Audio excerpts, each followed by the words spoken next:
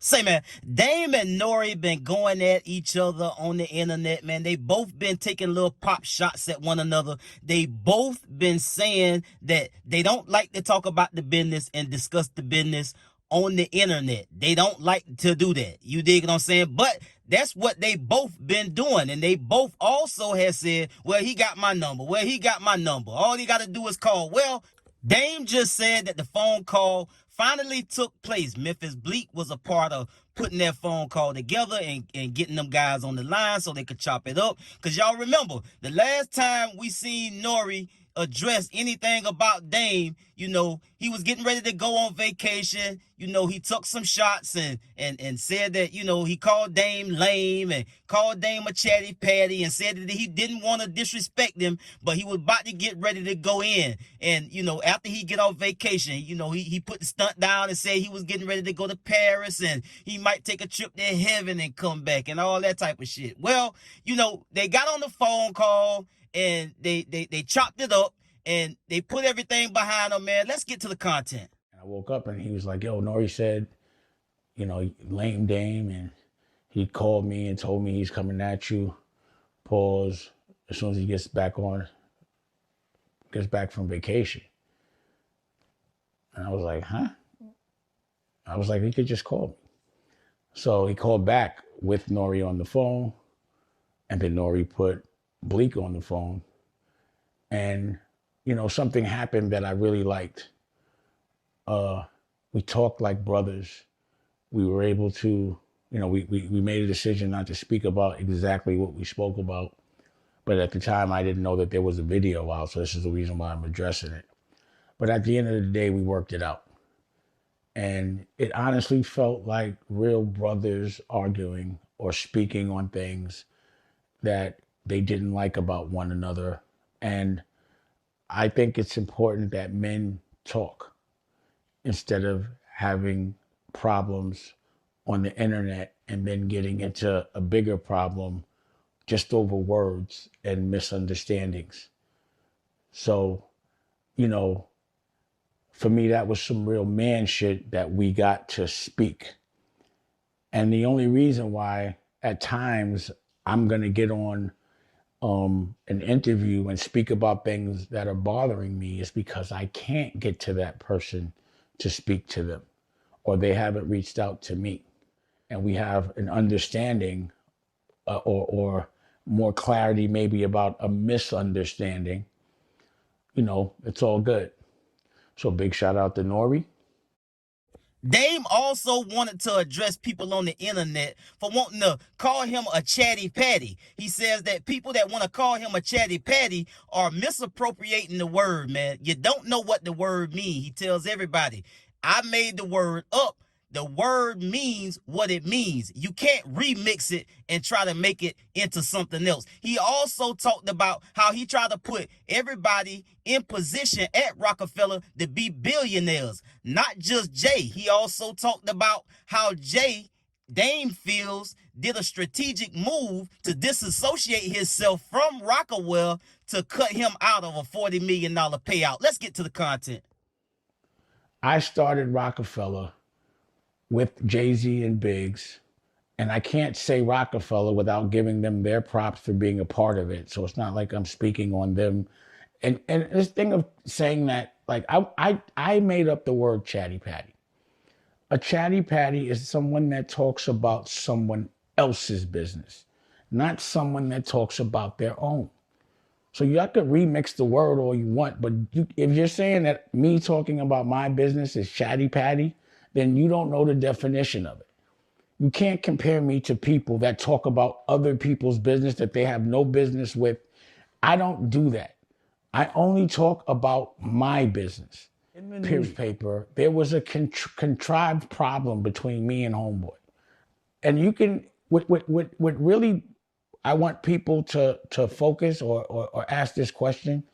Has anybody ever seen me have a argument with Homeboy? Has anybody, any rapper, anybody ever seen me and that man have a disagreement and argue? Never. It never happened. So when I'm hearing that we got problems, I'm like, yo, why are they saying we have problems? And why are they doing it right when we're negotiating the final sale of Roc-A-Fella? And if we're going to negotiate so we can get the most money, all of us, because you got to think, Kanye, JayZ, Cameron, Beanie Siegel, State Property, MOP, N.O.R.E, Joe Buttons. We didn't have any problems. There was never like a time that Roc-A-Fella was ever whack until there was no Roc-A-Fella. So we would have kept the united front. We would have all made a lot of money. Didn't mean I had to be around Homeboy. It meant that I would just dealt with all of these other new artists like a Beanie Siegel or State Property and made sure that, because what I was working on was each one of their clothing lines, each one of their movies. Everybody was going to eat. It wasn't meant to have 1 billionaire. It was meant to have 12 and more. So if we would have stuck together, we would have been able to negotiate the illest deal and everybody would have made more money. From the artists, because think about it, every single artist but Kanye ended up struggling, ended up having to start over. Most of these artists were used to having someone that looked out for every aspect of their career and made sure they were protected. And all of a sudden, that person wasn't there anymore. And a lot of them, just because they weren't taught and were young, didn't know how to realize their potential without support. It can be out, but I would rather either start or acquire other companies. And then at some point, I'd be able to buy factories to make all the clothes for all the companies we own. But my partners didn't see it that way. And I felt like, all right, you know, it might not be a bad idea for us to sell the company. And Tommy Hilfiger wanted to buy it at a really good multiple.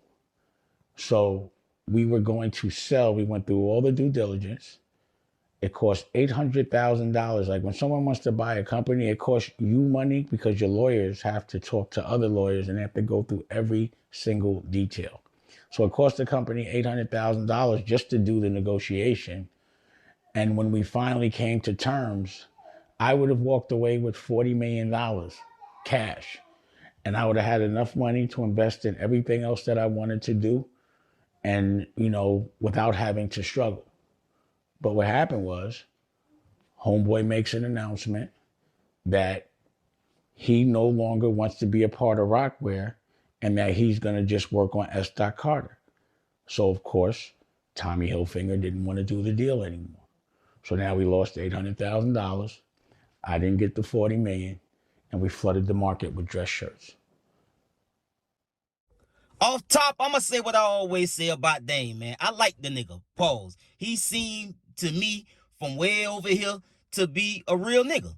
You dig what I'm saying? I've always appreciated Dame for standing on the business, always being a cool nigga, how he be cool, and just always be on his entrepreneurial, you know, just trying to get at it and go hard and be independent, make something, build something, make it thrive. Don't take no shorts and don't take no and don't take no shit from nobody. You dig what I'm saying? So I always respected that part about Dame, man. I just like how he kick it, man. And so at the end of the day, I'm glad that N.O.R.E and shout out to Memphis Bleek too for help facilitating that call and get the guys on the phone, man, so they could get this off the internet. They always had keep saying that they had each other number, which is why nobody understood why they kept taking pop shots at each other on the internet. But in any case, they did get on the phone. They did squash their little situation and get that behind them. So shout out to them, man. Salute to them for doing that, man. That was real big. And I'm glad that part is out the way. As pertains to Jay and Roc-A-Fella and Roc-A-Wear and how that whole thing came to an end. Let's play devil's advocate for a second. And I know Dame Dash is not the more popular figure when you speaking in terms of JayZ and Dame Dash. But let's because at the end of the day, everybody want to quantify who a real nigga by. Oh, Jay got $1 billion. Jay got this. Jay got Beyonce. You know, like put the money to the side, bro. Cause there's some lame ass niggas that got money too. Let's be clear, bro. Just cause you got a bag, that shit do not mean that you just a solidified, solid, just standing on the business all the time, bro, on morals, on principles all the time, just because you got money, bro. Like, a lot of folks who got a shit ton of money, bro, do a lot of grimy snake shit. It just is what it is. So let's take the money out of it. I just always looked at Dame to be a real dude from afar. I don't know him. I just always I've been rocking with them folks ever since 95, 96. And so I'm just looking at, the trajectory that they was on and how they kicked it back then. Everybody was cool. And like Dame said, who like, point me out somebody that can tell you they seen me and this man have a disagreement in public or go back and forth with each other, or anybody that can tell you a story how they seen me and JayZ fall out. He said it never happened. And so this whole thing started from however Roc-A-Fella and Roc-A-Well got deconstructed and just, and went away, as he said. So I just wanna look at this from a real nigga perspective. Like, let's say Jay is a snake, right? Let's say Jay did do a lot of snaky ass shit and cut Dame out a lot of money. What then? Jay ain't gonna never say that. Jay ain't gonna never say that. He's never gonna say what he did because he felt some kind of way toward Dame for whatever reason. It could be about the money. It could be about Roc-A-Fella as a record label. It could be behind Roc-A-Wear as a clothing brand. It could be about Aaliyah, rest in peace. You never know what it could really be about. But Dame ain't never really been on no sucker type of time. So it's somebody did something between the both of them that was just some grimy snake shit. And like Dame said, Jay is the only one that never had to start over. Everybody else that was a part of Roc-A-Fella, they had they upswing, and then they fell to the downside, and then they had to get it out the mud all over again and try to come up and start back getting back to that level of success that they had when they was a part of Roc-A-Fella. So I just want to look at it from that perspective, because people always want to give Dame a hard time. But Dame, in my view, he ain't never changed. He been popping it like this and kicking it like this ever since back then in the 90s when they had Roc-A-Fella. So it ain't like he just this bitter old man that got a beef and got an issue, and he jealous and he envious toward Jay. Jay might have shown up did that man some wrong, bro.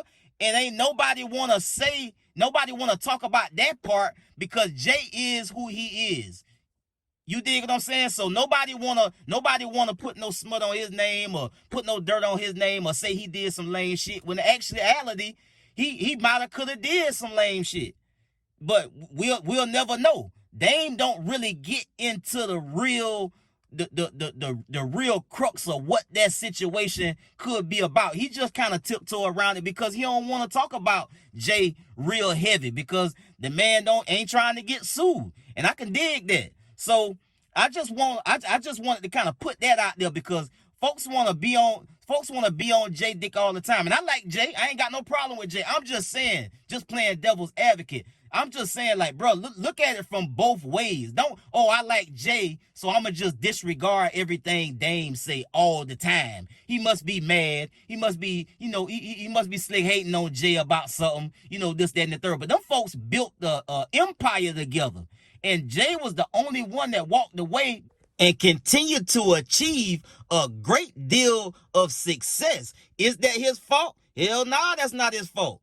You dig what I'm saying? If you didn't do what you needed to do with the paper that you had, then that's on you. But when you the biggest asset of the equation, you can do things to kind of, stall certain people's success out. You can tell people certain things, or not to deal with certain people, or you can kind of disassociate yourself from a situation because it adds value, and without you, it don't. This is a real thing. So when Dame tell these stories the same way every single time, he's speaking his truth.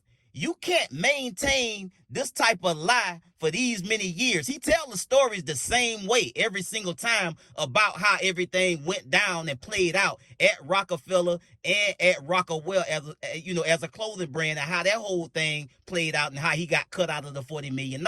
And then, that's when Jay came back and he was in on the meetings and this and that and the other. But before, Jay wasn't being a part of the meetings. He wasn't being in the building. He wasn't in the offices when all of this stuff was going down. He only then came back after the fact. So all I'm saying is give Dame a little bit of credibility for the things that he's saying about how this whole thing played out. After all, he was one of the top guys there. I mean, him, Biggs, and Jay is who started Roc-A-Fella. Dame ain't no scrub that just came along and just worked in the building. This man was a part of the foundational structure of what Roc-A-Fella was built on. So I think we need to give Dame his flowers and give Dame his credit, bro, at the end of the day, and stop trying to take it from him because you like one more than the other. I get at y'all on the next one, man. Y'all be smooth. I'm out.